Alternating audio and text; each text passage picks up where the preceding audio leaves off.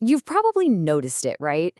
In the world of wellness, there's this huge shift happening. So many of us are turning back to natural herbal remedies to feel our best, to handle stress. And it's absolutely booming. But here's the thing. What happens when this ancient wisdom bumps up against modern medicine?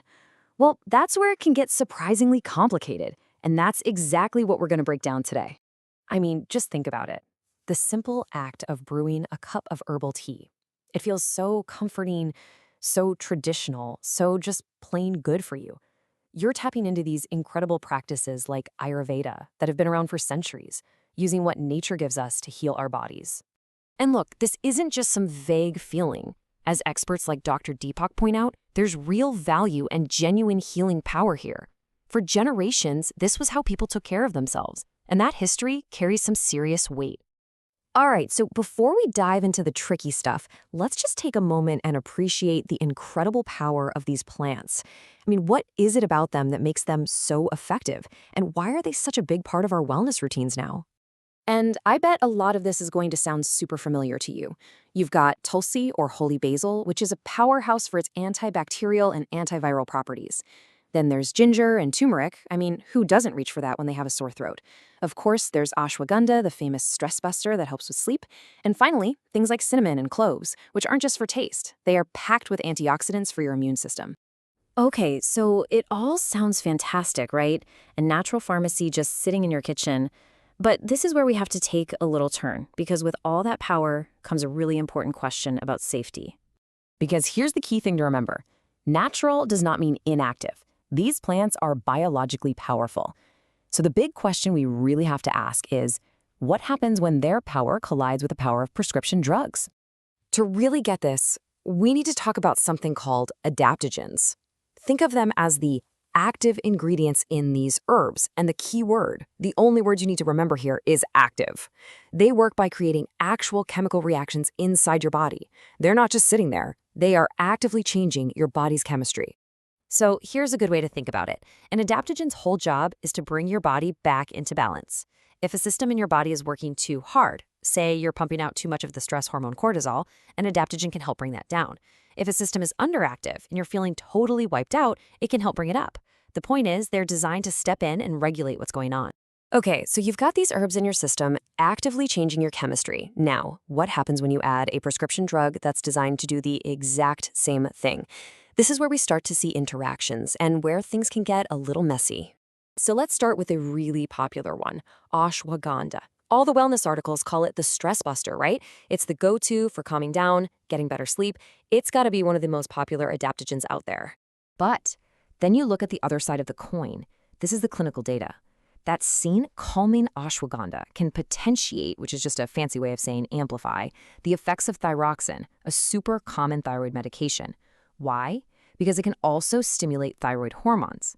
Now, the risk is low, but the really important part is that a doctor needs to monitor it. That natural herb is having a real, measurable effect on a prescription.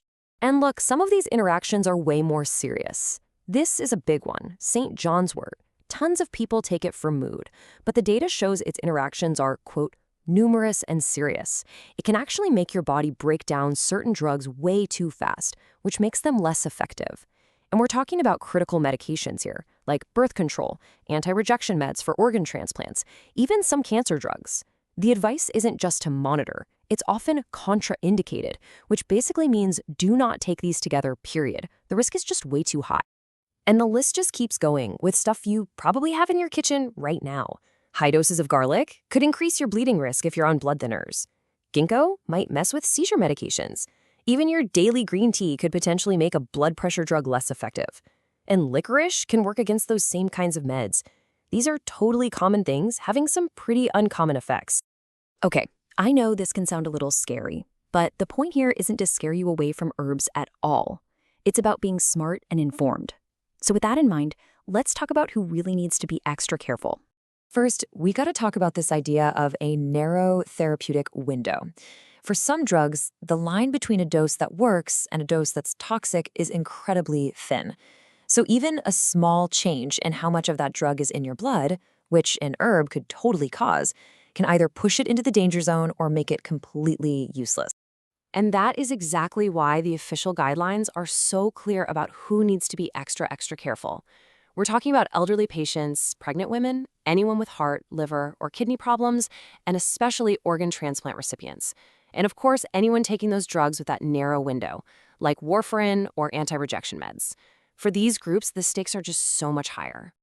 All right, I know that was a lot of be careful stuff, but remember, the goal isn't to create fear, it's about being smart and empowered. So let's take everything we've just talked about and turn it into a simple, actionable checklist. So, think of this as your simple 4-step safety checklist, pulled straight from the experts. Step 1, and this is the big one, talk to your provider. Tell them about everything you take, even if it seems totally harmless. Step 2 is just a great practical tip. Separate your doses. Don't swallow your herbs and your meds at the same time. Give your body at least a 2-hour buffer. Step 3, if you have any kind of surgery coming up, stop taking herbs about a week beforehand. And step 4 is just about paying attention. Monitor your own body. If you start a new herb and something feels off, listen to that. And honestly, this final quote really says it all.